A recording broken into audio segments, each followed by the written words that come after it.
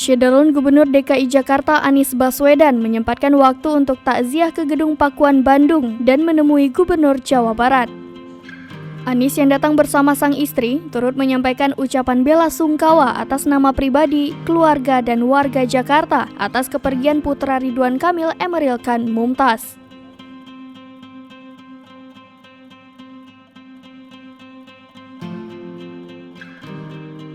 Dalam kesempatan tersebut, Anies juga menyampaikan bahwa masjid-masjid di Jakarta telah mengadakan sholat gaib untuk mendoakan Eril.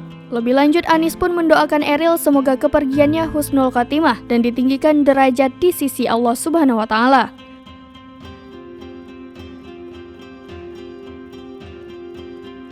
Selain itu, Anies juga mendoakan semoga Eril bisa menjadi pembuka pintu jannah bagi kedua orang tuanya.